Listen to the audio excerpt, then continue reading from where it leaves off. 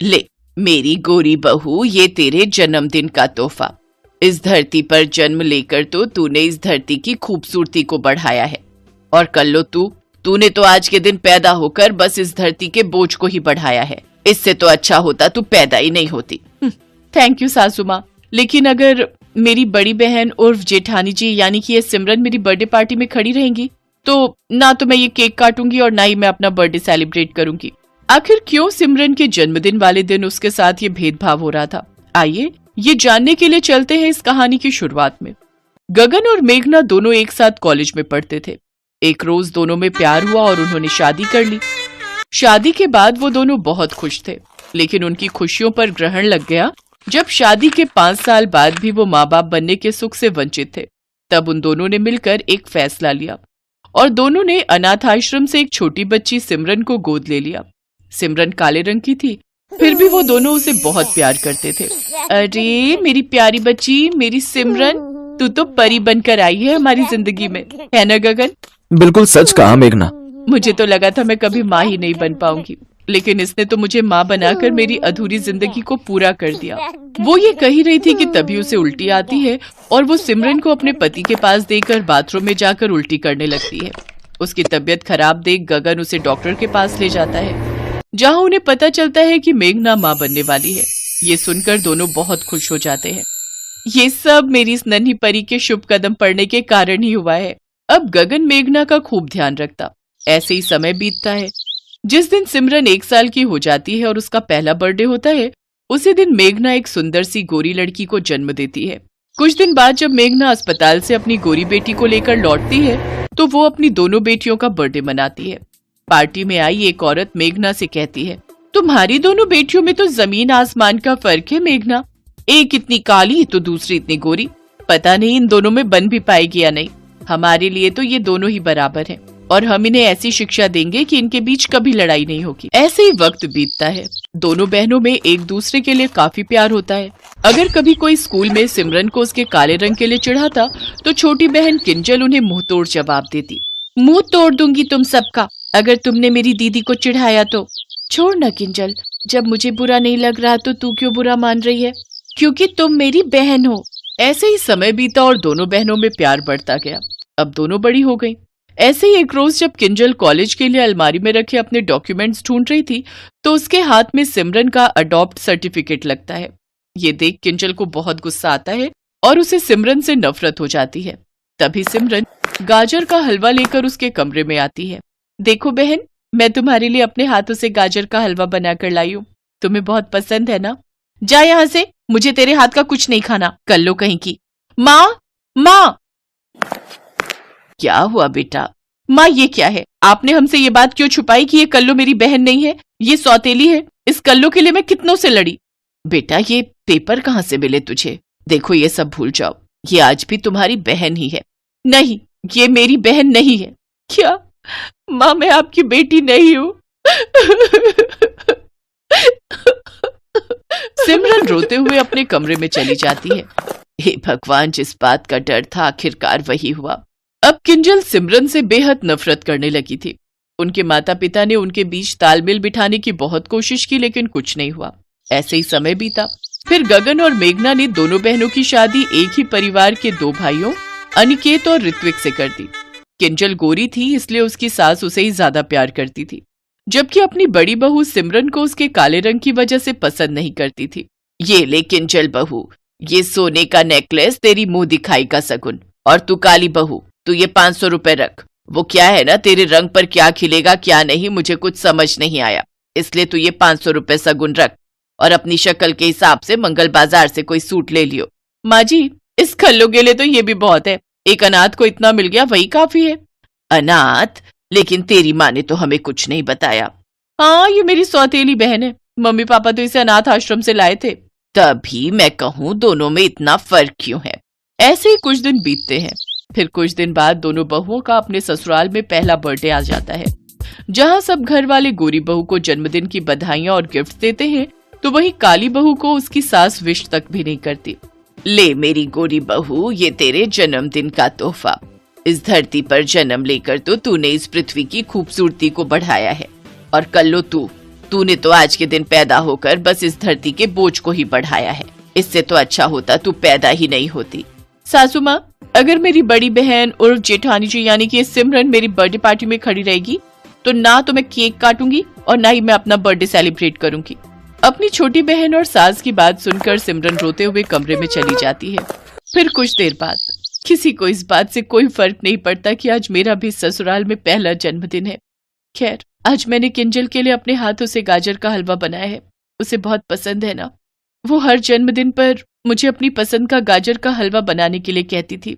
कुछ देर बाद सिमरन गाजर का हलवा बनाकर अपने पति अनिकेत के हाथ में देते हुए कहती है, आप ये हलवा ले जाकर किंजल को दे दीजिए। उसे मेरे हाथ का हलवा बहुत पसंद है। तुम खुद चलकर अपने हाथों से दे दो ना। नहीं, मैं उसका जन्मदिन खराब नहीं करना चाहती। तुम्हारा भी तो जन्मदिन है ना। चलो बाहर, सब हॉल में। आप जाइए ना और ये हलवा भी ले जाइए, मैं यहीं ठीक हूँ। अनिकेत हलवा लेकर वहां से चला जाता है और इधर सिमरन छुपकर अपनी प्यारी छोटी बहन को केक काटते देखती है। वो केक काटते हुए उसे खिड़की से देख ही रही थी कि तभी उसकी नजर किंजल के सिर पर लटक रहे झूमर पर जाती है, जो कि नीचे की तरफ लटक रहा होता है और पूरी तरह गिरने की कगार पर था। सिमरन भागते हुए जाती है और किंजल को वहां से धक्का देकर हटा देती है, जिससे वो झूमर सिमरन के सर से टकरा जाता है और उसे गहरी चोट आ जाती है। उसे जल्दी में अस्पताल ले जाया गया। कुछ देर बाद उसे होश आता है। सब उसके पास ही खड़े होते हैं। किंजल की आंखों में आंसू थे और वो हाथ जोड़कर सिमरन के सामने खड़ी होती है। दीदी, मुझे माफ कर दीजिए। आज आपने अपनी जान की बाजी लगाकर मेरी जान बचाई। मैंने आपको कितना भला बुरा कहा, फिर भी आपने मेरी जान बचाई। हाँ, हमें भी माफ कर दो बहू। आज तुम्हारा भी जन्मदिन था, लेकिन फिर भी हमने तुम्हारे साथ कितना बुरा किया। हमें माफ कर दे बहू। कुछ दिन बाद जब सिमरन ठीक होकर अस्पताल से घर लौटती है तो उसके ससुराल वाले अपनी दोनों बहुओं का पहला बर्थडे एक साथ खुशी खुशी मनाते हैं। साथ ही सिमरन को भी ढेर सारे गिफ्ट देते हैं।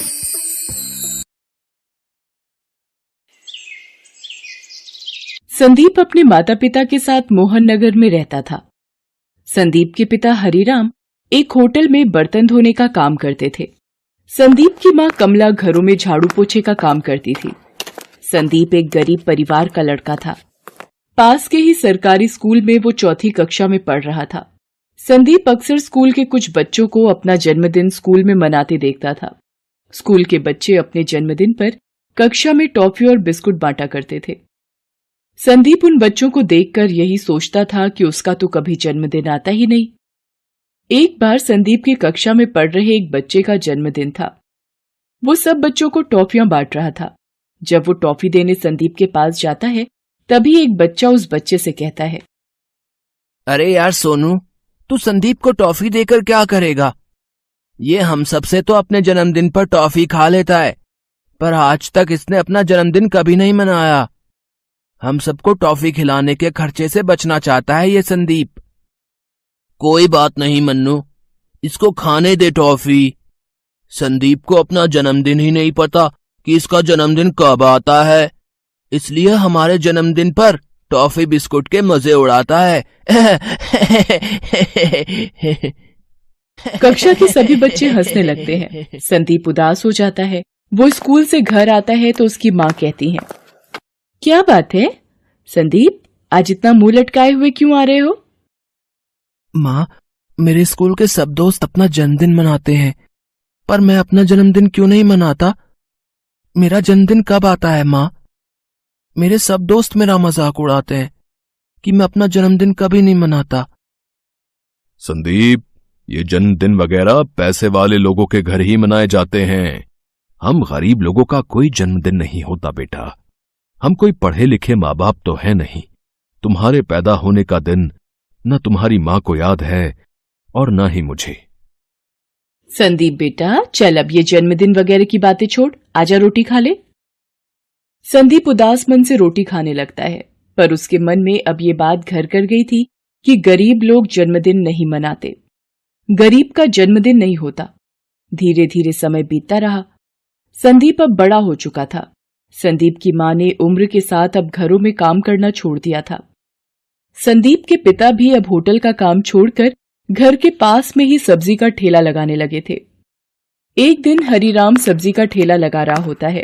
उसके पास वही होटल का मालिक आता है जहां हरिराम पहले बर्तन धोने का काम किया करता था। अरे हरिराम, सब्जी का ठेला लगाने लगे हो, हैं? अच्छी बात है, शरीर चलता रहना चाहिए और मेहनत करने में क्या हर्ज है कि नहीं? अच्छा लाओ, 2 किलो आलू और 2 किलो टमाटर तोल दो। अभी देता हूं साहब। बड़ी खुशी हुई आपको इतने समय के बाद देखकर। अरे हरिराम, तुम्हारा एक बेटा भी था ना, संदीप? अब तो बड़ा हो गया होगा, आजकल क्या कर रहा है? कुछ नहीं मालिक, अभी 12वीं पास की है उसने, तो घर पर ही है। अब कॉलेज की पढ़ाई के लिए पैसे भी तो चाहिए, इसलिए अभी पढ़ाई रोक दी है उसने। उसे भी कहीं किसी दुकान पर कोई काम मिल जाए तो घर खर्च में आसानी हो जाएगी और पैसे कमाकर आगे की पढ़ाई भी कर लेगा। अच्छा, तो ये बात है। अच्छा, एक काम करो, मैंने बड़े बाजार में एक नई बेकरी खोली है, तो मुझे वहां पर एक लड़के की जरूरत है जो बेकरी की देखभाल भी कर सके और लोगों के घरों तक ऑर्डर भी पहुंचा सके। तुम चाहो तो कल से ही संदीप को नौकरी पर भेज सकते हो। 8,000 रुपए महीना की तनख्वाह पर रख लूंगा। क्यों, सही रहेगा ना तुम्हारे लिए भी? ये तो बहुत अच्छी बात हो जाएगी मालिक। मैं कल ही संदीप को आपकी बेकरी पर भेज देता हूं। अगले दिन से संदीप हरिराम के कहने पर बेकरी शॉप पर काम करने लग जाता है। बेकरी का मालिक नारायण सभी ऑर्डर की डिलीवरी के लिए अब संदीप को ही भेजता था। नारायण की बेकरी के केक और पेस्ट्री बहुत ही मशहूर थे। किसी के जन्मदिन की पार्टी हो या शादी की सालगिरह, हर कोई नारायण की बेकरी से ही केक ऑर्डर करता था। एक दिन नारायण संदीप को बुलाता है। संदीप, अरे ये ऑर्डर पहुंचाना है ठीक 5 बजे तक। जन्मदिन की पार्टी है तो 6 बजे तक केक काटने के लिए उन लोगों ने टाइम रखा है ना? तो हमें जो है 5 बजे तक ऑर्डर पहुंचाने के लिए कहा गया है। ये घर का पता है, ठीक समय पर डिलीवरी पहुंचा देना, ठीक है? संदीप केक का ऑर्डर देने के लिए निकल जाता है। वो जैसे ही आधे रास्ते पहुंचता है, उसकी माँ का फोन आता है। संदीप बेटा, तेरे पिताजी को पता नहीं क्या हो गया है। सब्जी के ठेले पर थे तो बेहोश हो गए।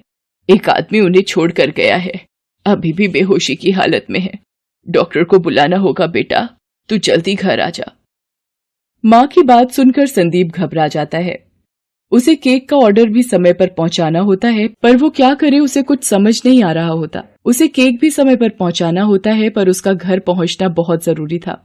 संदीप की माँ घर में अकेली थी और पिताजी की तबीयत बिगड़ती जा रही थी। संदीप घर की तरफ निकल गया। संदीप सीधा डॉक्टर को लेता हुआ ही घर गया। डॉक्टर ने संदीप के पिता का चेकअप किया और कुछ दवाइयां लेकर संदीप को दी और संदीप के पिता को कुछ दिन आराम करने के लिए कहा। संदीप ने डॉक्टर द्वारा बताई गई दवाइयां लाकर अपने पिताजी को दी और कुछ समय पश्चात जब वो होश में आ गए तो संदीप ने अपनी माँ से कहा, माँ, डॉक्टर ने कहा है पिताजी कमजोरी की वजह से बेहोश हो गए थे।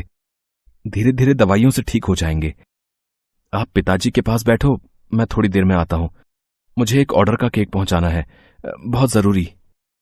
संदीप केक लेकर जल्दी जल्दी नारायण के दिए पते पर पहुंचता है। संदीप घबरा जाता है कि जिनका ऑर्डर है कहीं वो लोग गुस्से में आकर नारायण को फोन न कर दे, कहीं नारायण उसे नौकरी से न निकाल दे। ये सब ख्याल संदीप के मन में आ रहे थे क्योंकि नारायण के भी बार बार फोन आ रहे होते हैं, पर पिताजी की तबीयत को देखते हुए संदीप नारायण के फोन को नहीं उठा पाता। संदीप थोड़ा घबराया हुआ केक लेकर घर के दरवाजे पर पहुंचता है। जी, आपका केक का ऑर्डर था। सॉरी, थोड़ा लेट हो गया। वो मेरे। कोई बात नहीं बेटे, वैसे भी मेहमान थोड़ा लेट ही आते हैं। मेरे पोते का जन्मदिन है, आज वो 10 साल का हो गया है। रुको, मैं अपने बेटे किशोर को बुलाता हूं। अरे किशोर बेटा, अरे ये जो केक ऑर्डर किया था, केक आ गया है।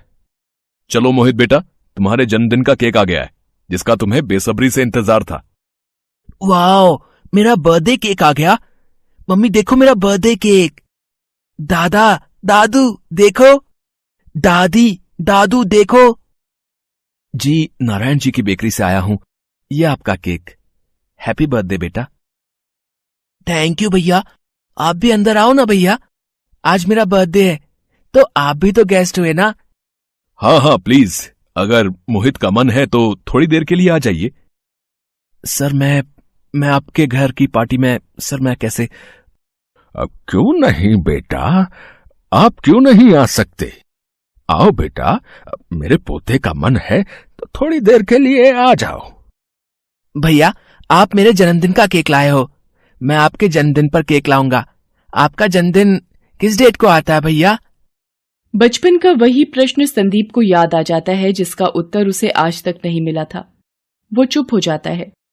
मोहित दोबारा उससे वही प्रश्न करता है। इस पर संदीप कहता है, पता नहीं मोहित बेटा, मैंने कभी अपना जन्मदिन नहीं मनाया, इसलिए मुझे पता ही नहीं कि मेरा जन्मदिन कब होता है। इस प्रश्न का उत्तर तो मैं भी आज तक ढूंढ रहा हूं। जब भी मैंने अपने माता पिता से यह पूछा कि मेरा जन्मदिन कब होता है, मेरे माता पिता ने हमेशा यही कहा कि गरीबों का जन्मदिन नहीं होता, गरीब जन्मदिन नहीं मनाते। कोई बात नहीं भैया, मैं आपका जन्मदिन मनाऊंगा। पापा, दादू, हम कल भैया का जन्मदिन मनाएंगे। हम भैया के घर चलेंगे ना पापा? हाँ हाँ मोहित बेटा, हम कल इन भैया के घर जरूर चलेंगे। अगले दिन पिता की तबीयत की वजह से संदीप छुट्टी पर होता है। मोहित अपने पिता और दादू को लेकर नारायण की बेकरी पर जाता है। नारायण को लगता है कि कल केक लेट हो गया था, शायद इसी वजह से वो संदीप की शिकायत लेकर आए हैं। नारायण उन्हें बताता है कि संदीप के पिताजी की तबीयत खराब है, कल इसी वजह से उसे आपके घर आने में देर हो गई थी। जब वो उनके घर केक देने जा रहा था तो रास्ते में ही उसकी माँ का फोन आ गया था कि उसके पिताजी की तबीयत अचानक खराब हो गई है, इसी वजह से उसे केक देने में देरी हो गई। मोहित के पिता और दादू नारायण को बताते हैं कि पार्टी शुरू होने से पहले ही संदीप केक ले आया था। संदीप ने अपनी जिम्मेदारी पूरी तरह निभाई है। वो नारायण से संदीप के घर का पता पूछते हैं और एक बढ़िया सा केक भी खरीदते हैं। वो संदीप के घर पहुंचते हैं। संदीप मोहित और उसके पापा व दादू को देखकर हैरान रह जाता है। वो अपने माता पिता से उन्हें मिलवाता है। संदीप भैया, हैप्पी बर्थडे। ये लो आपका बर्थडे केक। कल आप मेरे बर्थडे पर आए थे, आज मैं आपके बर्थडे पर आया हूँ। आओ संदीप भैया, केक काटते हैं। आओ बेटा संदीप, अपना जन्मदिन मनाओ और ये केक काटो। मोहित को बहुत खुशी होगी। और बेटा, आज के बाद कभी भी ये मत कहना कि आप गरीब हो बेटा, ठीक है?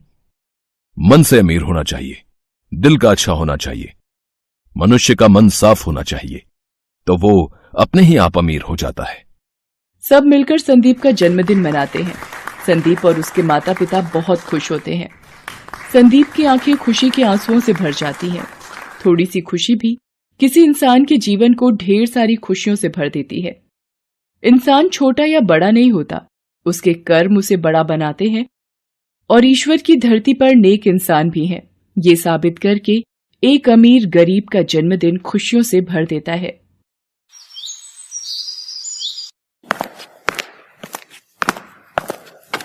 अंजना बहू, सुनो तो मेरी बात। अब क्या हुआ मम्मी जी? ऑफिस जाते वक्त आप मुझे क्यों टोकती हैं? अरे टोक भी दिया तो क्या दिक्कत हो गई? कौन सी काली बिल्ली तेरा रास्ता काट गई? अब सास का टोकना भी काली बिल्ली की तरह रास्ता काटने से कम थोड़ी ना होता है माँ जी। हैं? कुछ कहा तूने? नहीं नहीं, कहिए क्या कहना है आपको? अब जाते वक्त तो अब क्या फर्क पड़ता है? और वैसे भी ज्यादा से ज्यादा क्या ही होगा, या तो बॉस मुझे डांट देगा या तो मेरा प्रेजेंटेशन खराब हो जाएगा। हाँ हाँ, सब जानती हूँ मैं, ज्यादा होशियार बनने की जरूरत नहीं है। मम्मी जी, आप क्यों मेरा टाइम वेस्ट कर रही हैं? मुझे ऑफिस के लिए लेट हो रहा है। अरे ये तो बताती जा, खाने में क्या बनाया है? मम्मी जी, मैंने आलू की सब्जी और रोटी बनाकर रख दी है, अब मैं जाऊं? हाँ हाँ जा, मुझे कौन सा तुझे यहाँ घर पर रखकर अपना सर दर्द करना है। अंजना मुंह बनाकर ऑफिस के लिए चली जाती है। सारा दिन ऑफिस में काम करके शाम को थकी हारी अंजना घर पहुंचती है। तभी उसके सास उससे कहती है, खाना बन गया क्या अंजना बहू? अभी घर में घुसी नहीं कि फिर शुरू हो गई। ऊपर से बात तो ऐसे कर रही है जैसे मैं ऑफिस में बैठकर सब्जी काटकर बना लेती हूँ और रास्ते में आते वक्त रोटियां सेकती हुई आती हूँ। कुछ कहा क्या तूने अंजना बहू? नहीं नहीं, मैंने कहा कुछ कहा मम्मी जी, मैं कह रही थी मैं अभी आई हूँ, थोड़ा फ्रेश हो जाती हूँ फिर खाना बनाती हूँ। अंजना अपने कमरे में पहुंचती है कि तभी उसका पति विशाल भी घर आ जाता है और उससे कहता है, अंजना, आज मेरे सर में बहुत दर्द हो रहा है, मेरे लिए थोड़ी चाय बना दो ना। दर्द तो मुझे भी हो रहा है और मैं भी तुम्हारी तरह ऑफिस से थक कर आई हूँ, लेकिन मुझे तो कभी एक कप चाय भी नसीब नहीं होती। उर्मिला उनके कमरे के बाहर से गुजर रही होती है। उनकी बातें सुन वो अंदर आ जाती है। हाय, देखो तो कैसे भाव चढ़े हुए हैं इसके। पति ने 1 कप चाय क्या मांग ली, इसने तो सारा घर ही सर पर उठा लिया। कल अब ज्यादा जुबान मत लड़ा और डिनर बनाने की तैयारी कर। अंजना परेशान होकर किचन में जाती है और आलू की तरीदार सब्जी पूरी के साथ बनाकर तैयार कर देती है। खाना तैयार होने पर खाना टेबल पर लगा देती है और आवाज लगाती है, खाना टेबल पर रख दिया है, आप लोग सब जल्दी से आ जाइए। अरे वाह, खाना बन भी गया। लेकिन ये क्या है अंजना? तुमने फिर से आलू की सब्जी बनाई है? सुबह भी तुमने सूखे आलू बनाए थे। फिर से क्या मतलब है तुम्हारा? सुबह सूखे आलू थे और अब मैंने तरीदार आलू की सब्जी बनाई है। हाँ बहू, लेकिन है तो आलू ही ना। अब मैं थक कर आई हूँ तो जल्दी में तो यही बनाऊंगी ना। अब जो बनाए खा लो, वैसे भी आलू मुझे बहुत पसंद है। अच्छा ठीक है, लेकिन सुबह कुछ और बना लेना और कम से कम खाने में 2 सब्जियां बनाया करो, जिसमें एक सूखी और एक गीली हो। लेकिन अंजना उन सब की बात को अनसुना करते हुए फिर से अगली सुबह आलू के पराठे बना देती है। अरे बहू, तूने फिर से ये आलू के पराठे बना दिए। अरे तुझे कितनी बार मना किया है कि रोज रोज ये आलू की सब्जी मत बनाया कर। लेकिन माँ जी, ये कौन सी सब्जी है? ये तो आलू के पराठे, और वैसे भी आज मेरे ऑफिस में हम सब फ्रेंड्स ने डिसाइड किया है कि हम सब खाने में आलू के पराठे लेकर आएंगे, इसीलिए मैंने ये बना लिए। अच्छा, अब मुझे देर हो रही है, मैं ऑफिस जा रही हूँ। शाम को अंजना घर आती है। कॉफी पीने के बाद वो फिर से डिनर की तैयारी में लग जाती है। आज वो डिनर में पुलाव बनाती है और वो भी आलू डालकर। आलू देखकर विशाल गुस्से में कहता है, अरे अंजना, तुम्हें मना किया था ना, अब तुम सब्जी में आलू नहीं बनाओगी? कमाल करते हो जी आप। मैंने कहा आलू की सब्जी बनाई है, ठीक से देखिए, इसे पुलाव कहते हैं। अरे तो इस पुलाव में आलू क्या तेरे मायके वाले डालकर गए हैं? माँ जी, मेरे मायके वालों पर मत जाइए, चुप कर। अब आज के बाद तू वही सब्जी बनाएगी जो मैं ला कर दूंगी। अगले दिन उर्मिला बाजार से बैंगन लेकर आती है तो अंजना उसमें भी आलू डालकर आलू बैंगन बना देती है। उफ बहू, मैं ना परेशान हो गई हूँ इस आलू को देख देख कर। तुझे इसके अलावा और कुछ बनाना नहीं आता क्या? माँ जी, अब आप ही बताइए, ऐसी कौन सी सब्जी है जिसमें आलू ना डालते हो? बैंगन, गोभी, मटर, शिमला मिर्च, फली, भला ऐसी कौन सी सब्जी है जो आलू के बिना बनती हो? हर सब्जी में तो आलू डलता ही है ना। हाँ, लेकिन तू तो जानती है ना, आलू रात को खाने से मुझ में बादी बन जाती है। अब से तू एक वक्त का खाना ही बनाया कर। शाम का खाना मैं खुद ही बनाकर रख दिया करूंगी। कम से कम इस आलू से तो छुटकारा मिलेगा। ठीक है माँ जी, जैसा आप कहो। उस दिन के बाद से सुबह का नाश्ता अंजना बनाती तो वहीं रात का उसकी सास बनाकर रखती। इस तरह जहाँ अंजना को एक वक्त के खाना बनाने से छुटकारा मिल गया, तो दूसरी तरफ उर्मिला भी अपनी पसंद की सब्जियां बनाकर खा पाती। बेलापुर नाम के गांव में आलोक नाम का एक व्यक्ति अपनी पत्नी शोभा और बेटी मीनू के साथ रहता था। आलोक बड़ी मुश्किल से अपना और अपने परिवार का गुजारा कर पाता था। उसके पास ना तो कोई जमीन थी जिस पर वो खेती कर सके और ना ही कोई दुकान थी जिसके सहारे वो अपना घर चला सके। शोभा, अब हमारी मीनू भी धीरे धीरे बड़ी हो रही है और मेरे पास तो कोई जमा पूंजी भी नहीं है। पता नहीं कैसे पढ़ा पाऊंगा उसे। हे भगवान, हमारी मदद कर। गांव में अगर किसी के घर की या खेत की साफ सफाई करनी होती थी तो वो आलोक कर दिया करता था, जिससे उसकी थोड़ी कमाई हो जाती थी। मगर ये रोज का नहीं था, कभी उसे काम मिलता था तो कभी वो बेरोजगार रहता था। क्या करूं शोभा, कोई पक्का काम मिलता ही नहीं जिससे कि अच्छी कमाई हो जाए। आलोक किसी पक्के काम की तलाश में निकल पड़ता है। काम तलाशते तलाशते उसे शाम हो जाती है और वो घर आ जाता है। शोभा, अगर कुछ खाने के लिए बनाया है तो दे दे, मुझे बहुत जोरों की भूख लग रही है। जी, आज के लिए थोड़ा सा आटा और सब्जी बची थी, वो बना दी है, पर ना जाने कल का क्या होगा। ओहो, अब क्या कर सकते हैं, जो है वही ला दे। मैं खुद काम की तलाश में सुबह से भटक रहा हूँ, लेकिन कहीं काम नहीं मिल रहा। मैं तो परेशान हो चुका हूँ। जी, आप दुखी मत होइए, भगवान ने चाहा तो जल्दी ही हमारे अच्छे दिन आएंगे। आज तो ये रोटी सब्जी नसीब हो गई, लेकिन पता नहीं कल ये भी मिल पाएगी या नहीं। आलोक रोटी सब्जी खाते खाते काम के बारे में सोच रहा होता है, तभी वो सोच में पड़ जाता है। अरे वाह, रोटी सब्जी, ये तो बहुत अच्छी बात है। इसी रोटी सब्जी से मेरा काम बन जाएगा। आलोक खुश होते हुए शोभा से कहता है, शोभा, मेरे दिमाग में एक जबरदस्त आइडिया आया है जिससे मेरी अच्छी कमाई होगी। बोलो, क्या तुम मेरा साथ दोगी? हाँ हाँ कहो, क्या आइडिया है? मैं सोच रहा हूँ क्यों ना रोटी सब्जी बनाकर बेचूं। जी, आइडिया तो अच्छा है, पर हम उसे बेचेंगे कहाँ? हमारे पास तो कोई जगह भी नहीं है। हाँ, ये तो मैंने सोचा ही नहीं। खैर, अब कुछ और काम ढूंढता हूँ।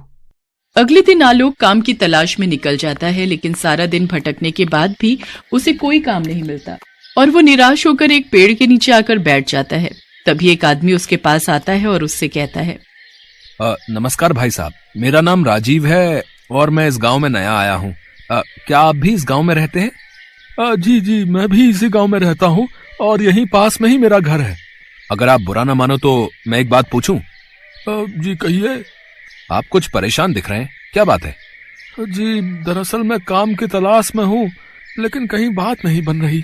सोचा था कुछ बनाकर बेचूंगा, लेकिन उसके लिए जगह नहीं है मेरे पास। जगह नहीं है मतलब?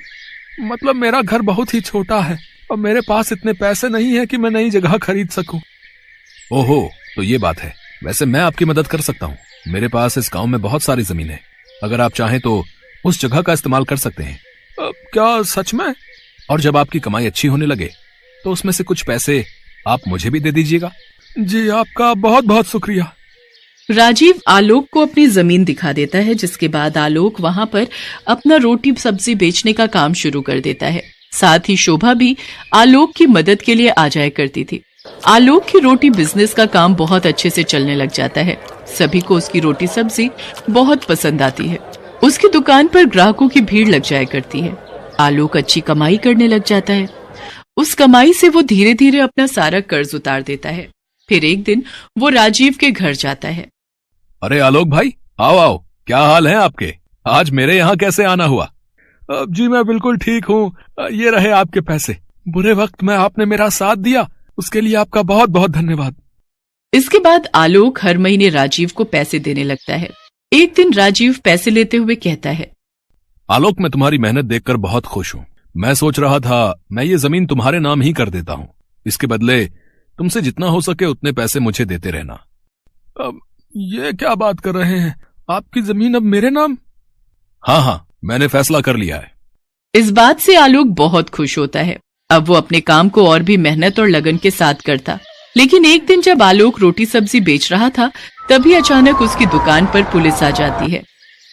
भाई कौन है इस दुकान का मालिक? जल्दी से बुलाओ उसे। साहब ये तो मेरी ही दुकान है, मैं ही इसका मालिक हूँ। बताइए क्या बात है? ओहो, तो तुम ही हो वो हैं जिसने इस जमीन के मालिक को डरा धमका कर ये जमीन अपने नाम करवा ली। चल भाई चल, मेरे साथ चल, जेल की हवा खाने। मगर साहब मैंने तो ऐसा कुछ भी नहीं किया। दरअसल इस जमीन के मालिक तो राजीव जी हैं। अभी हाल ही में उन्होंने अपनी ये जमीन मेरे नाम की है। अच्छा, तो फिर लेकर चल मुझे उस राजीव के पास। चल। आलोक पुलिस को राजीव के घर लेकर जाता है। क्यों भाई, क्या इसकी दुकान की जमीन तुम्हारी थी हैं, जिसे तुमने इसे कुछ महीने पहले बेच दिया है? ये आप कैसी बातें कर रहे हैं सर? कौन सी जमीन? मैं तो इसे जानता भी नहीं हूँ। कौन हो भाई तुम, और मुझ पर झूठा इल्जाम क्यों लगा रहे हो? लेकिन आपने ही तो मुझे रोटी सब्जी की दुकान खोलने के लिए वो जमीन दी थी और कुछ महीनों बाद वो मेरे नाम भी कर दी थी। ये क्या बकवास किए जा रहे हो? मैं नहीं जानता तुम्हें। भाई कहानी तो बहुत अच्छी बना लेते हो। अब चलो जेल, वहां की हवा खाने, वहीं तुम्हारी अकल ठिकाने आएगी। चलो। तभी पुलिस आलोक को गिरफ्तार कर लेती है। लेकिन साहब मैंने कुछ नहीं किया है, मैं सच कह रहा हूँ। सभी अपराधी जो है ना, जुर्म करने के बाद यही कहते हैं। साहब क्या जाने से पहले एक बार मैं अपनी बीवी बच्चों से मिल सकता हूँ साहब? ठीक है, लेकिन सिर्फ 10 मिनट के लिए, समझे? तभी पुलिस की गाड़ी आलोक के घर के बाहर आकर रुकती है। अंदर जाकर आलोक अपनी पत्नी को सारी बात बताता है। ये तो बहुत बुरा किया उन्होंने हमारे साथ, अब हम आपके बिना क्या करेंगे? शोभा, जब तक मैं वापस नहीं आ जाता तुम्हें ही ये घर संभालना होगा।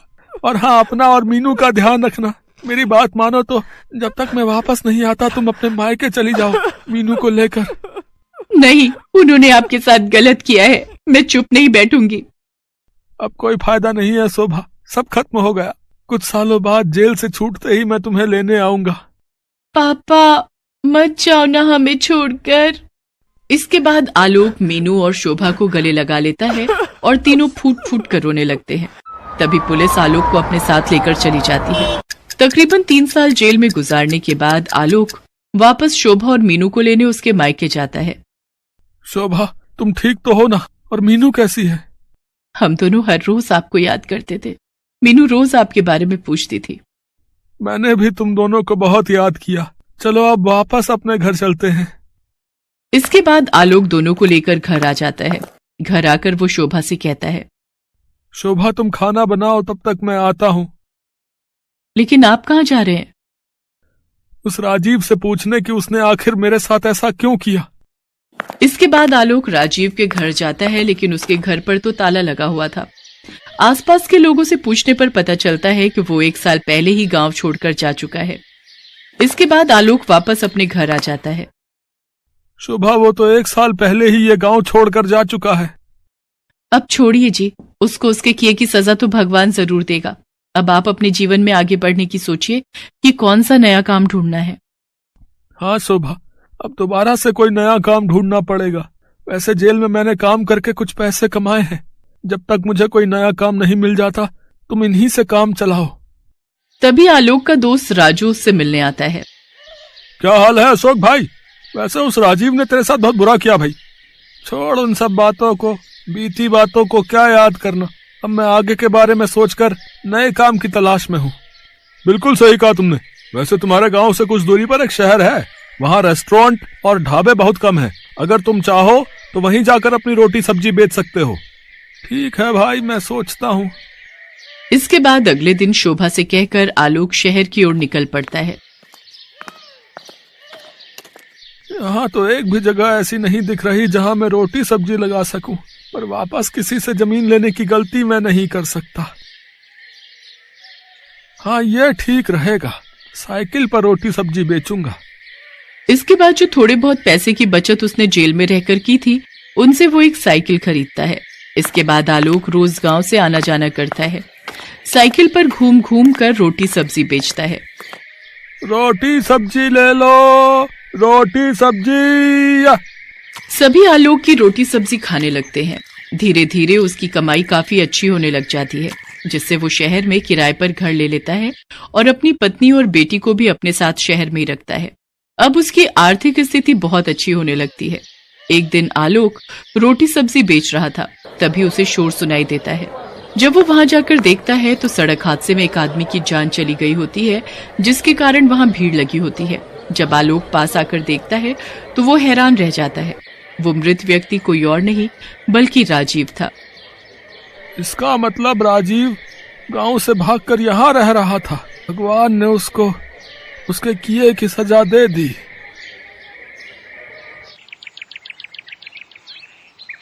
इस बार क्या सोचा है, क्या लगाओगे? सोच रहा हूँ इस बार मटर लगाऊं। पर 2 साल पहले जब मटर लगाई थी तब पता है न क्या हुआ था। हाँ हाँ याद है, आधी मटर खराब हो गई थी, लेकिन तब तो उसमें कीड़ा लग गया था ना। इस बार मैं ध्यान रखूंगा। ठीक है, और फिर करोगे क्या इतनी सारी मटर का? मटर पुलाव बनाएंगे और भरपेट क्या, जी भर खाएंगे और क्या। राम की बात सुनकर उसकी पत्नी नंदिनी भी हंसती। सर्दी का मौसम आने वाला था, तो इस बार राम ने तय किया कि वो अपने खेतों में मटर लगाएगा। उसने बड़ी मेहनत से खेत को तैयार किया और मटर के बीज भी बो दिए। कुछ दिनों बाद पहले पौधे आए और फिर उन पर हरी हरी मटर लगनी भी शुरू हो गई। हर गुजरते दिन के साथ अपनी भरी पूरी फसल को देखकर राम फूला नहीं समा रहा था। नंदिनी, ओ नंदिनी, चलो जरा, तुम्हें कुछ दिखाना है। पर अभी बहुत काम है। अरे ये काम तो होते रहेंगे, तुम चलो मेरे साथ। इतना कहकर राम ने नंदिनी का हाथ पकड़ा और उसे लेकर सीधा अपने खेत पहुंचा। खेत देखकर नंदिनी के चेहरे पर भी मुस्कान आ गई। पूरा खेत हरी भरी मटरों से भरा हुआ था। ऊपर वाले की कृपा से बहुत बढ़िया फसल हुई है इस बार। तुम देखना नंदिनी, इस बार खूब अच्छे पैसे मिलेंगे इन मटरों के। मैंने सोच लिया है, पैसे आते ही सबसे पहले घर की छत सुधरवाऊंगा। और कोई खर्चा है क्या? हाँ है ना, एक बढ़िया सी साड़ी भी दिला देना मुझे। हाँ हाँ ले लेना, एक नहीं तुम 2 साड़ियां ले लेना इस बार तो। अब खुश? हाँ जी, बहुत खुश। मटर की बढ़िया फसल देखकर दोनों पति पत्नी सपने संजोने लगे। दूसरी तरफ पूरे गांव में भी ये खबर फैल चुकी थी कि इस बार राम की फसल बहुत बढ़िया हुई है। और फिर एक दिन राम के घर के बाहर एक चमचमाती कार आकर रुकी और कार से उतरा इलाके का विधायक राम अवतार सिंह। अरे विधायक जी, आप राम राम। राम राम भाई, कैसे हो? ऊपर वाले की कृपा है विधायक जी। कृपा तो वाकई बहुत हुई है तुम पर। मैंने सुना है इस बार तुम्हारी मटर की फसल बहुत अच्छी हुई है। हाँ विधायक जी, सब भगवान की दया है। तो क्या सोचा है, किसे बेचोगे अपनी मटर? अभी तो कुछ ऐसा सोचा नहीं है विधायक जी, जहां सही दाम मिल जाएगा वहीं दे दूंगा। अरे तो हम काय के लिए हैं, हमको दे दो अपनी सारी मटर। हम पूरे 15 रुपए देंगे तुम्हें 1 किलो के। पर शहर में तो इस बार 25 से 30 रुपए किलो बिक रही है मटर। देखो राम, मटर है, गेहूं नहीं, जो कई महीने संभाल लोगे। 2 दिन बाद सूखने लगेगी सारी की सारी। मेरे पास स्टोरेज की सुविधा है, मैं तुम्हारी सारी मटर खरीद लूंगा हाथों हाथ। ठीक है विधायक जी, मैं आपको शाम तक बताता हूँ। राम को दुविधा में छोड़कर विधायक वहां से चला गया और फिर उसके जाने के बाद क्या करूं नंदिनी, कुछ समझ नहीं आ रहा।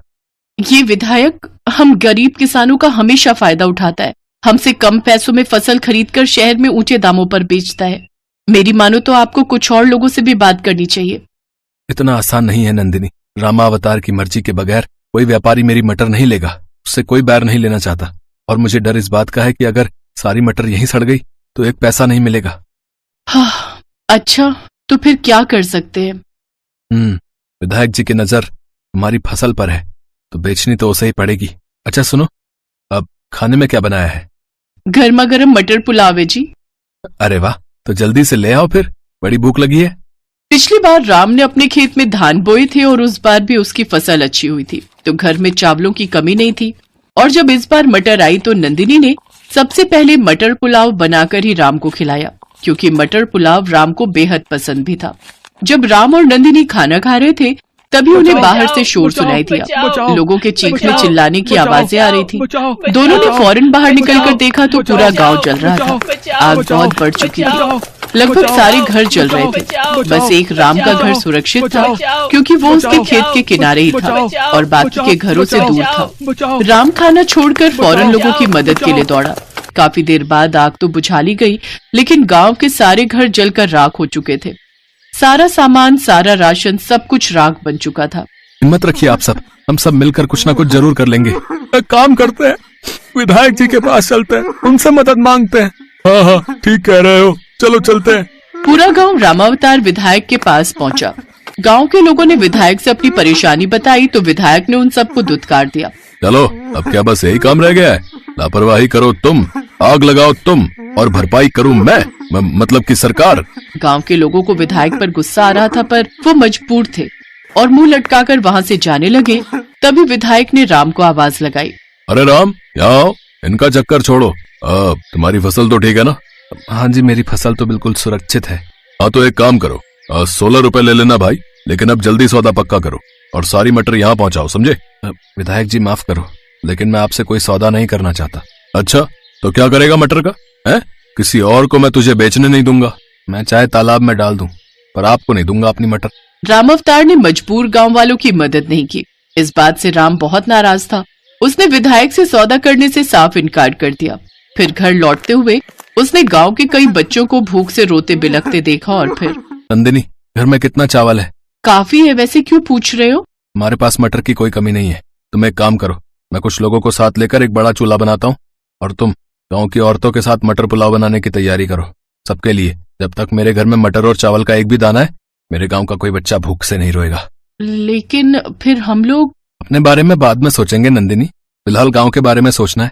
नंदिनी ने इसके बाद कुछ नहीं कहा और खाना बनाने की तैयारी शुरू कर दी। अगले कुछ दिनों तक नंदिनी की रसोई में ढेर सारा मटर पुलाव पकता रहा और गांव के लोगों की भूख मिटाता रहा। पूरा गांव राम और नंदिनी को दुआएं दे रहा था। लेकिन फिर धीरे धीरे राम के घर चावल और मटर खत्म होने लगे और राम और नंदिनी सोच में पड़ने लगे। तभी एक दोपहर को कुछ ऐसा हुआ जिसकी उम्मीद किसी को नहीं थी। अरे मुख्यमंत्री साहब, आप मुझ गरीब के घर। राम राम साहब। अरे नंदिनी, ओह साहब, आप अंदर आइए। नहीं, यहाँ बैठिए साहब। अरे बस करो भाई, तुम पहले ही बहुत कुछ कर चुके हो। यहाँ जो कुछ हुआ उसके बारे में मुझे सब पता चल चुका है, लेकिन अब किसी को परेशान होने की जरूरत नहीं है। मैंने आदेश दे दिए, कलेक्टर साहब सारी व्यवस्था कर देंगे। बहुत बहुत शुक्रिया साहब, अब तो कुछ नहीं चाहिए। चाहिए, हमें चाहिए तुम्हारे जैसे उम्मीदवार जो सच्चे दिल से जनता की सेवा करें। यहाँ के विधायक की सारी पोल पट्टी खुल चुकी है और इस बार के चुनाव में तुम्हें इस इलाके से टिकट देना चाहता हूँ ताकि यहाँ सही मायने में विकास हो सके। सीएम साहब की बात सुनते ही गांव के लोग सीएम साहब और राम की जय के नारे लगाने लगे। सीएम भी समझ चुके थे कि अब राम को विधायक बनने से कोई नहीं रोक सकता, क्योंकि जनता राम के साथ थी। राम ने भी हाँ कर दी। और फिर सीएम साहब के जाने के बाद, सुनिए ना, जब आप विधायक बन जाएंगे तब तो मेरे लिए साड़ी ला देंगे ना? हाँ हाँ, इस बार पक्का।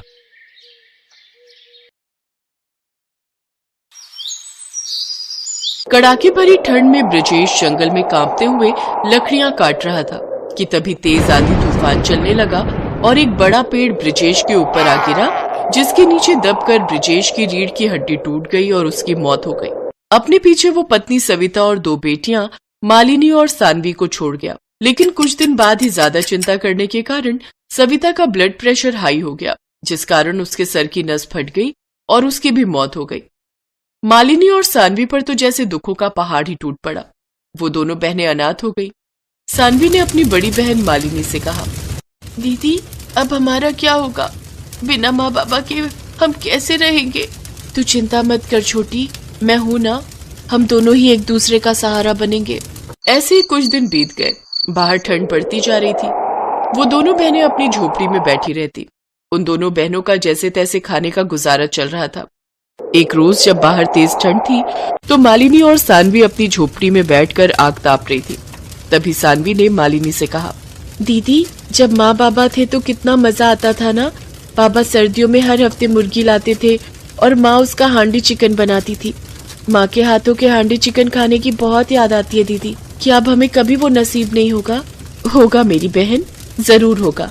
वो जंगल वाले अंकल ने कहा था ना कि सरकार बाबा की मौत का कुछ मुआवजा हमें देगी। चल उनसे मिलकर आते हैं। वो दोनों सरकारी अधिकारी के पास जाते हैं। देखिए, सरकार का कहना है कि ब्रजेश की मौत प्राकृतिक वजह से हुई है। इसमें डिपार्टमेंट की कोई गलती नहीं, इसलिए उन्होंने तो मुआवजा देने से इनकार कर दिया है। लेकिन तुम लोगों की हालत देखकर हम स्टाफ के लोगों ने मिलकर कुछ पैसा इकट्ठा किया है। अब ये लो 30,000 रुपए। हम सिर्फ तुम्हारी इतनी ही मदद कर सकते हैं। वो दोनों 30,000 रुपए लेकर घर आ गई। लेकिन उस रात मालिनी को बिल्कुल भी नींद नहीं आई। वो रात भर सोचती रही, ये पैसे एक न एक दिन तो खत्म हो जाएंगे, लेकिन उसके बाद हमारा गुजारा कैसे चलेगा? सोचते सोचते कब उसकी आंख लग गई उसे पता ही नहीं चला। फिर अगले दिन मालिनी बाजार से थोड़ा चिकन ले आई और जिस हांडी में उसकी माँ चिकन बनाती थी उस मिट्टी की हांडी में वो चिकन बनाने लगी। उस दिन उन दोनों ने कई दिनों बाद पेट भरकर खाना खाया। अरे वाह दीदी, आपके हाथों में तो बिल्कुल माँ के हाथों जैसा स्वाद है। बल्कि सच कहूँ तो इसमें तो माँ की बनी चिकन हांडी से भी बढ़कर स्वाद आ रहा है। वाह वाह, इस ठंड में तो आज चिकन हांडी खाने का मजा ही आ गया। काश तुम्हारी हांडी चिकन की दुकान होती तो मैं दिन में कई बार खाती।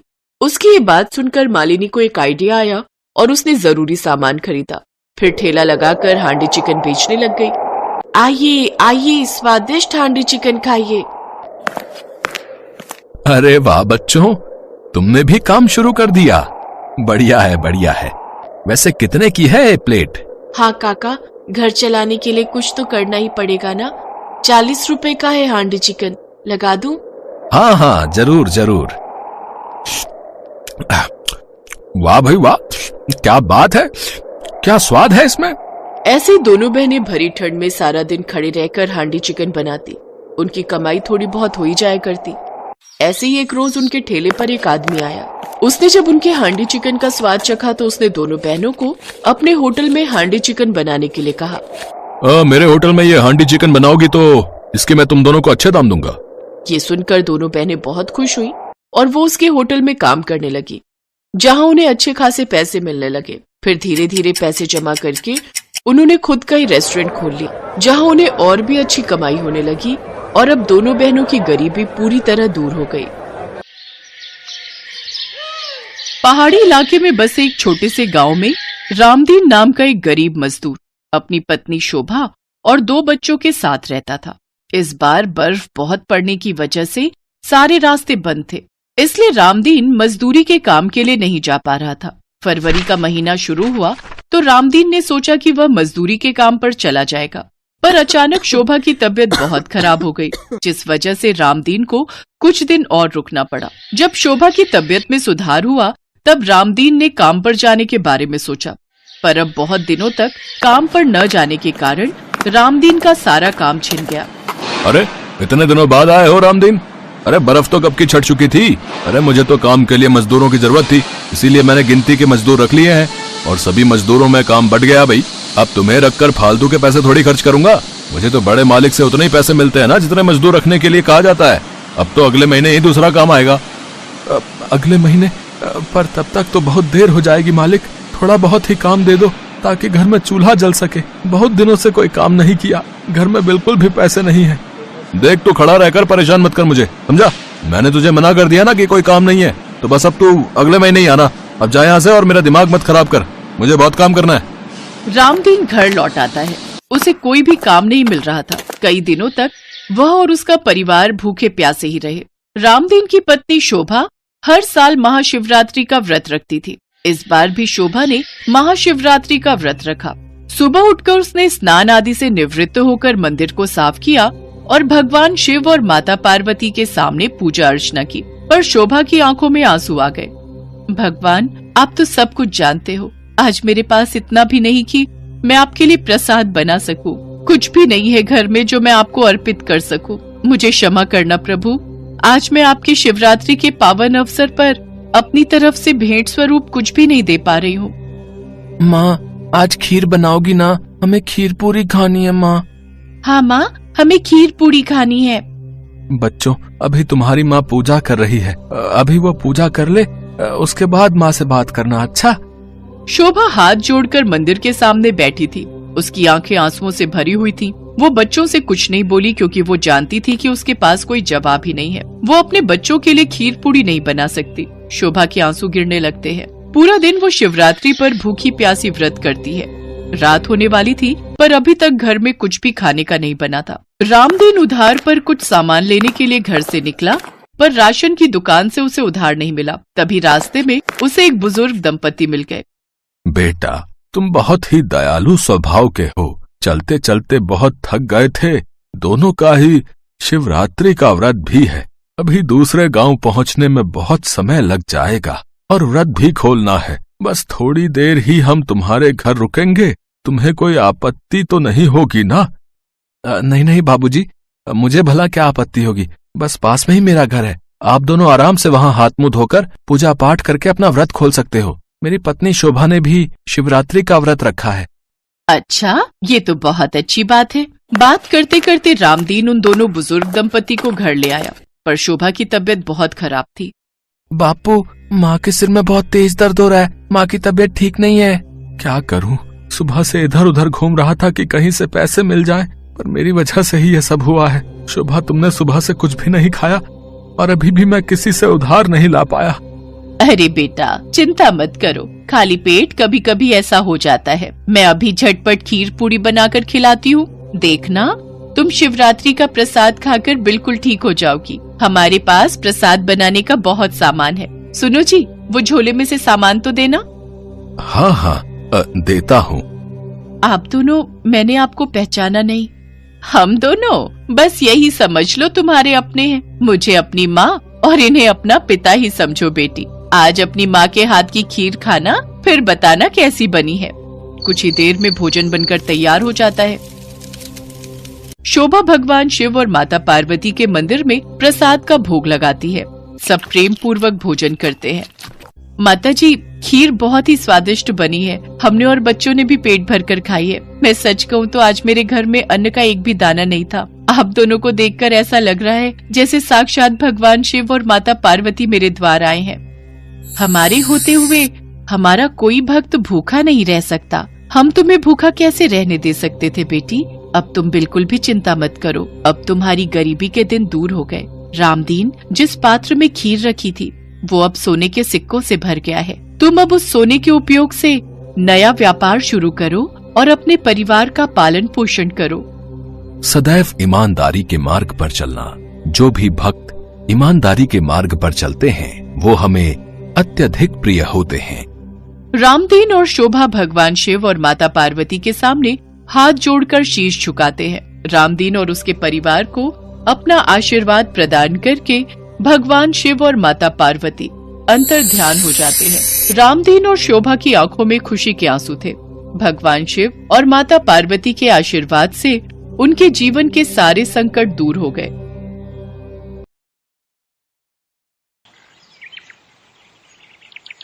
रुद्रपुर गांव में सुलोचना अपने बेटे प्रदीप के साथ रहती थी। सुलोचना का पति बिजली विभाग में काम करता था। एक रोज जब वो बिजली के खंभे पर चढ़कर तार ठीक कर रहा था तो करंट का जोर का झटका लगने की वजह से उसकी मौत हो गई। वो अपने पीछे 12 साल के मासूम प्रदीप और पत्नी सुलोचना को छोड़ गया। पति की मौत के बाद सुलोचना ने जैसे तैसे करके घर का गुजारा चलाया। देखते ही देखते कुछ साल बीत गए और अब प्रदीप 20 साल का हो गया।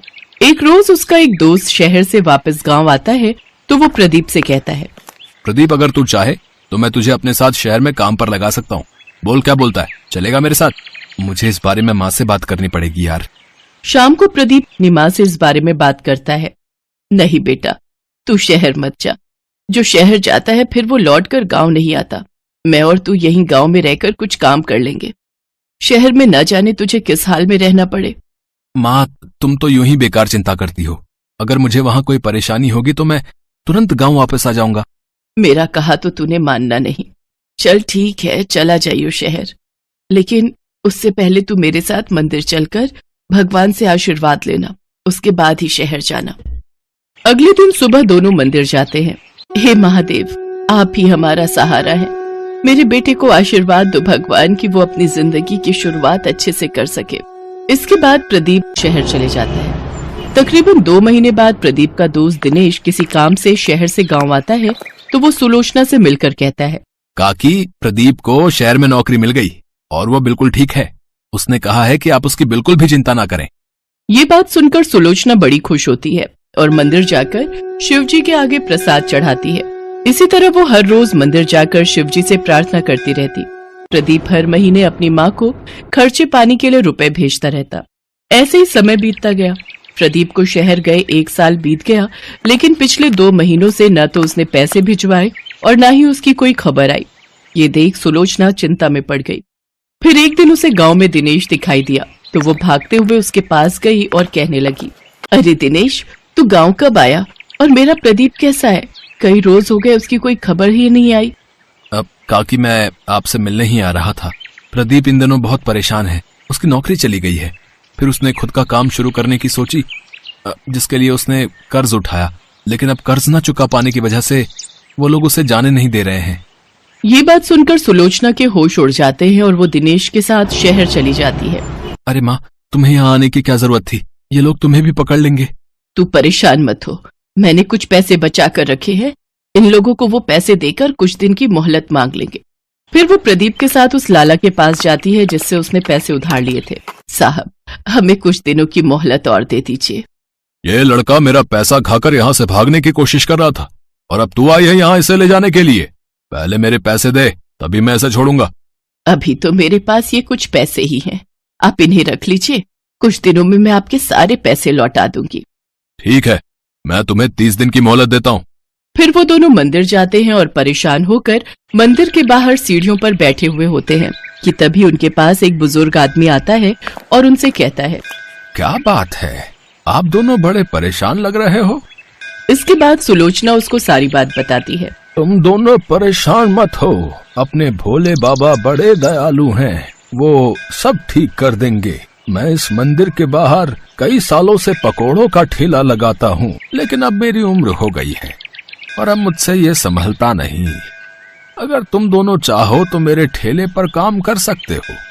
जो भी कमाई होगी उसमें से 3 हिस्से होंगे, जिसमें से 2 तुम्हारे और 1 मेरा। अच्छा, अब मैं चलता हूँ। फिर वो दोनों उस ठेले पर मन लगाकर काम करने लगे। सुलोचना के हाथ के पकौड़े सबको बहुत पसंद आए। उनके ठेले पर काफी भीड़ रहने लगी, जिसके चलते उनका काम खूब अच्छा चलने लगा। कुछ ही दिनों में उन्होंने उस मंदिर के पास ही एक छोटा सा घर किराए पर ले लिया। इसी बीच मंदिर के बाहर कुछ गरीब आते थे जिनका पकौड़े खाने का बड़ा मन होता, लेकिन अपनी गरीबी के कारण वो उसे खरीद नहीं पाते। उन लोगों को सुलोचना बिना पैसे लिए मुफ्त में पकौड़ी चटनी खिला देती थी। ऐसे ही 1 महीना बीत जाता है। तभी उस ठेले का मालिक, वो बुजुर्ग आदमी, उनके पास आता है और कहता है, अरे भाई, हमें और हमारी पत्नी को भी तो पकौड़े खिलाओ, वो भी चटनी के साथ भाई। हाँ, अभी लीजिए। प्रदीप बुजुर्ग आदमी और महिला को पकौड़े और चटनी देता है, जिसे खाकर उस बुजुर्ग औरत ने कहा, अरे वाह, ये तो बहुत स्वादिष्ट है। तुम दोनों तो सचमुच बहुत ही लाजवाब पकौड़े और चटनी बनाते हो। बहुत बहुत शुक्रिया। आपके कारण ही आज हम शहर में रहकर इतनी अच्छी कमाई कर पा रहे हैं। शिव जी की कृपा से हमारा काम बहुत ही अच्छा चल रहा है। रुकिए, मैं अभी आपको आपका हिस्सा देती हूँ, जिसे मैंने अलग करके रख लिया है। लेकिन हमें तो हमारा हिस्सा पहले ही मिल चुका है। लेकिन वो कैसे? तुम दोनों जो गरीबों को मुफ्त में पकौड़े चटनी खिलाते हो, असल में वही हमारा हिसाब है। बाबा, आपको बिना बताए हमने ऐसा किया, इसके लिए हमें माफ कर दीजिए। तुम हमेशा ऐसे ही जरूरतमंद गरीबों की मदद करते रहना। मैं समझूंगा कि मुझे मेरा हिस्सा मिल गया। तभी वो बुजुर्ग आदमी और औरत शिव पार्वती के रूप में प्रकट हो गए। मैं अपने सच्चे भक्तों का साथ कभी नहीं छोड़ता। तुम दोनों की मेहनत और ईमानदारी से मैं बहुत प्रसन्न हूँ। मेरा आशीर्वाद सदा तुम लोगों के साथ रहेगा। भोले बाबा, माता, आप दोनों के दर्शन पाकर तो हमारा जीवन धन्य हो गया। तुम दोनों जब भी किसी को मुसीबत में देखो तो उसकी सहायता जरूर करना। इतना कहते ही शिव पार्वती अंतर्ध्यान हो गए। उसके बाद से उन दोनों का काम बहुत अच्छा चलने लगा। उन्होंने लाला का सारा कर्जा भी लौटा दिया। साथ ही उन्होंने खुद की एक बड़ी सी पकौड़े और चटनी की दुकान खोल ली और एक बड़ा सा घर ले लिया। भगवान शिव पार्वती की कृपा से उनका जीवन खुशियों से भर गया।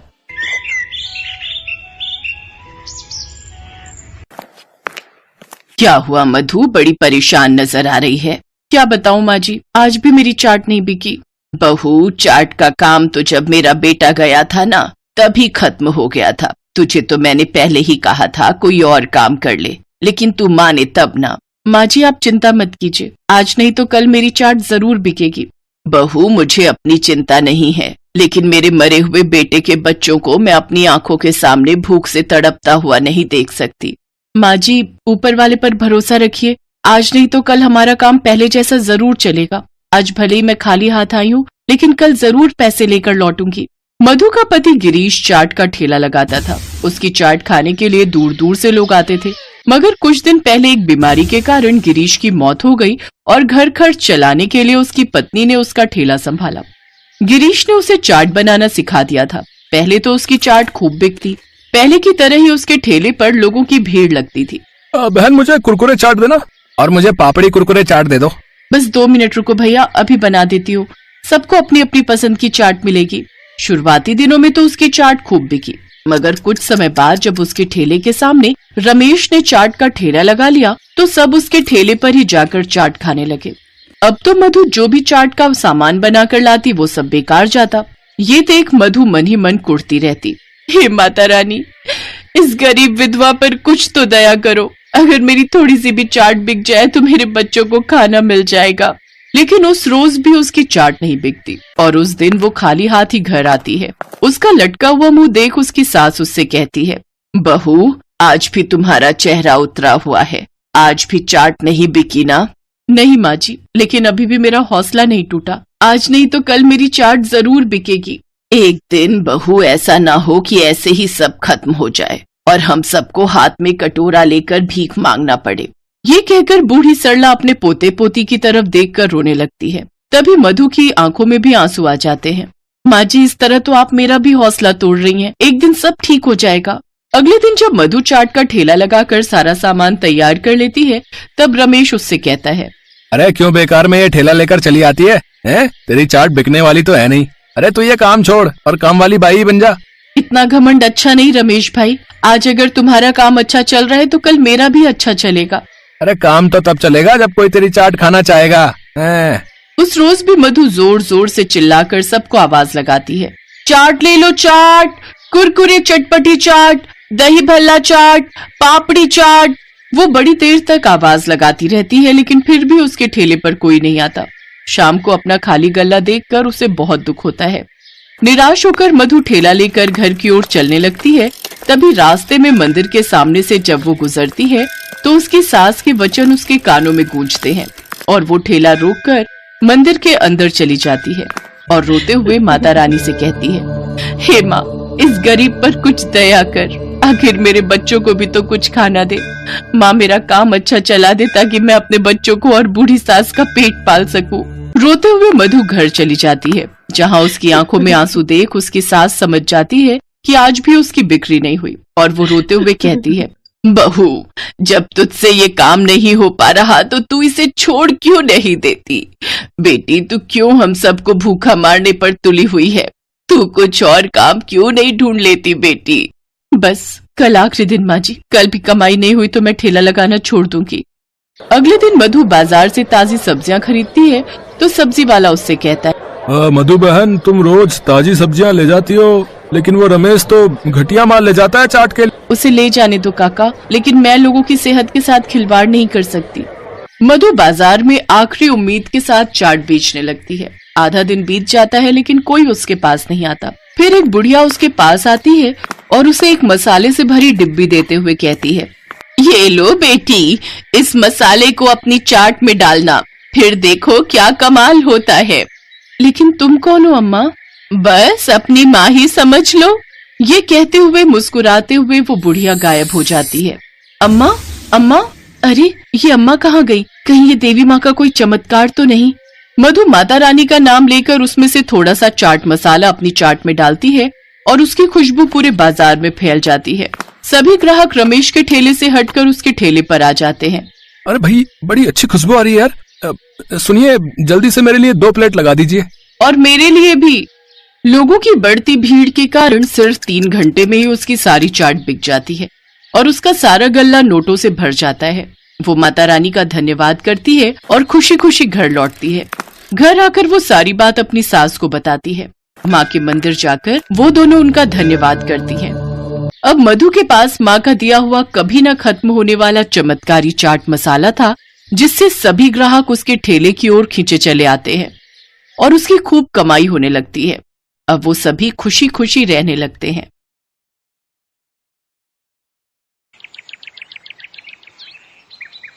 नताशा के चले जाने की वजह से घर में दुख का माहौल बन गया था।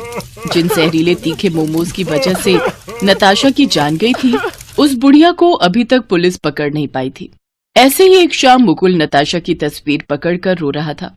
तभी वहाँ उसकी बहन रजनी आती है।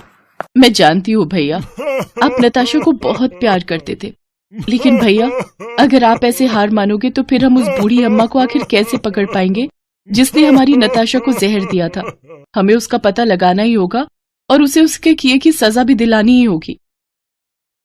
तुम बिल्कुल सही कह रही हो रजनी। जिसने भी मेरी नताशा के साथ ऐसा किया है, मैं उसे सजा जरूर दिलवाऊंगा। हमें यह पता लगाना ही होगा कि आखिर उस अम्मा ने ऐसा क्यों किया जो उसने उसे जहर वाले मोमोज खिलाकर मार डाला। तुम अभी मेरे साथ पुलिस स्टेशन चलो, मुझे बुढ़िया का स्केच बनवाना है। मुकुल अपनी बहन रजनी को अपने साथ लेकर पुलिस स्टेशन जाता है और उस बुढ़िया का स्केच बनवाता है। पुलिस उस बुढ़िया की छानबीन शुरू कर देती है। पुलिस बुढ़िया की तलाश शुरू कर देती है, लेकिन उसका कहीं भी पता नहीं चलता और आखिरकार थक हार कर पुलिस को ये केस बंद करना पड़ता है। नताशा के पिता एक रोज मुकुल से मिलने आते हैं। बेटा, मैंने अपनी इकलौती जवान बेटी को खोया है। मैं ऐसे हाथ पे हाथ रखकर नहीं बैठ सकता। मुझे किसी भी हालत में उस बुढ़िया को सजा दिलवानी ही होगी। आप बिल्कुल सही कह रहे हैं अंकल जी। जब तक मैं इस बात का पता नहीं लगा लेता कि आखिर उस बुढ़िया ने नताशा और रजनी को वो जहरीले तीखे समोसे देने की कोशिश क्यों की, मैं चैन से नहीं बैठूंगा। ऐसे ही कुछ दिन बीत जाते हैं। फिर एक रोज मुकुल जब मीटिंग के लिए शहर से बाहर जा रहा था तो रेलवे स्टेशन पर उसकी नजर एक बूढ़ी अम्मा पर जाती है जो कि मोमोज बेच रही थी। मुकुल सोच में पड़ जाता है। अगर मैंने सीधे जाकर इससे सवाल किया तो ये यहां से भाग जाएगी, फिर हम कभी नहीं जान पाएंगे कि इसने ऐसा क्यों किया। पहले मुझे इसे अपनी बातों में फंसाना होगा। राम राम काकी, ये मोमोज कैसे दिए? 20 रुपए प्लेट है बेटा। अरे वाह, ये तो बहुत ही सस्ते हैं। अरे बेटा, इस उम्र में तो बस पेट भरने के लिए कमा लूं उतना ही काफी है। महंगा बेचकर मैंने कौन सी जमा पूंजी इकट्ठी कर लेनी है? बोलो कितनी प्लेट करूं? आप 1 प्लेट पैक कर दो। वो बुढ़िया जल्दी से 1 प्लेट पैक करके मुकुल को दे देती है मुकुल वो मोमोज लेकर उसी डॉक्टर के पास जाता है जिसने नताशा और रजनी का इलाज किया था। डॉक्टर जल्दी से उस मोमोज का टेस्ट करता है और फिर मुकुल से कहता है, मुकुल, इन मोमोज में भी जहर मिला हुआ है। ये वही जहर है जो नताशा और रजनी के पेट में से मिला था। रजनी की जान तो मैंने जैसे तैसे बचा ली थी, लेकिन नताशा के पेट में ज्यादा मात्रा में जहर जाने की वजह से उसकी जान चली गई। ऐसे तो न जाने ये कितने लोगों को जहर दे चुकी होगी और कितनों को मौत की नींद सुला चुकी होगी। हमें कुछ ना कुछ करना ही होगा, नहीं तो न जाने ये कितने लोगों की जान ले लेगी। इतना कहकर मुकुल पुलिस स्टेशन जाता है, जिसके बाद वो इंस्पेक्टर के साथ मिलकर उस बुढ़िया को पकड़ने का प्लान बनाते हैं। ऐसे ही एक रोज मुकुल उस बुढ़िया के पास जाता है। राम राम काकी, कैसी हो? आपके ये तीखे मोमोज तो मेरे सभी दोस्तों को बहुत पसंद आए, और मेरी बहन, उसका तो पूछो ही मत, वो तो आपकी फैन ही हो गई। आप ऐसा करो, आज 5 प्लेट पैक कर दो। तुम जैसे लोगों की वजह से ही तो मुझ गरीब का पेट भर पाता है। मैं अभी 5 प्लेट पैक कर देती हूँ, लेकिन बेटा तुम अपने आस पड़ोस के बच्चों को भी कहना कि मुझसे ही आकर मोमोज खरीदा करे, उन्हें अच्छा स्वाद मिलता रहेगा। वैसे आपके मोमोज में तो कुछ अलग ही स्वाद आता है, इसमें कोई मीठा जहर मिलाती हो क्या? क्या कह रहे हो बेटा? भला मैं क्यों मीठा जहर मिलाऊंगी? मेरे कहने का मतलब है कि प्यार वाला जहर मिलाती हो क्या इसमें? तभी तो आपके मोमोज जो खाता है वो बार बार यहाँ जरूर आता है। ये लो बेटा, ये तुम्हारे तीखे मोमोज तैयार हो गए, अब तुम यहाँ आते रहना। ऐसे ही वक्त गुजरता जाता है। धीरे धीरे मुकुल ऐसे ही उस बुढ़िया का भरोसा जीत लेता है। फिर एक रोज वो उस बुढ़िया से कहता है, अम्मा तुम्हारे मोमोज की रेसिपी मुझे भी बताओ ना, ताकि मैं भी ऐसे मोमोज बना सकूं। ऐसा करो, आप मेरे साथ मेरे घर चलो और मुझे भी ये बनाना सिखाओ। नहीं नहीं बेटा, मैं तुम्हारे साथ नहीं चल सकती। तुम्हारा भी परिवार है, वो सब क्या सोचेंगे, किस बूढ़ी मुसीबत को ले आया। काकी, मैंने सबसे बात कर ली है, किसी को भी कोई आपत्ति नहीं है। इसके बाद मुकुल उसे अपने घर लेकर जाता है, जहाँ पहले से पुलिस, डॉक्टर, नताशा के पिता और रजनी मौजूद होते हैं। काकी, आपने मुझे पहचाना? याद आया कौन हूं मैं? नहीं बेटा, अब नजर कमजोर हो गई है तो पहचान पाना मुश्किल है। इस लड़की को तो अच्छे से पहचानती होंगी ना आप? हाँ, ये लड़की तो आती थी मेरे पास, लेकिन आखिर आप लोग ऐसे शक भरी निगाह से क्यों देख रहे हो मुझे? क्योंकि काकी, अब हम सब जानते हैं कि आप अपने मोमोज में जहर मिलाती हो, और आपकी वजह से ही मेरी दोस्त नताशा की जान चली गई, और आज ये पुलिस आपको पकड़ने के लिए ही यहाँ आई है। अम्मा, आपके लिए बेहतर यही होगा कि आप अपना सच कबूल कर लो। क्योंकि मेरे जवान बेटे की मौत भी इसी वजह से हुई थी। उसे किसी दोस्त ने मोमोज में मिलाकर जहर खिला दिया था, और जिसने ऐसा किया उसका मुझे आज तक पता नहीं चला। इसीलिए मैं सबकी जान ले लूंगी। लेकिन एक इंसान की वजह से आप सबकी जान नहीं ले सकती। माता जी, आपने ऐसा नहीं करना चाहिए था। आपको हमारे साथ थाने चलना होगा। चलिए। पुलिस उस बूढ़ी औरत को गिरफ्तार कर लेती है, जिसके बाद से शहर में जवान मौतों का सिलसिला रुक जाता है।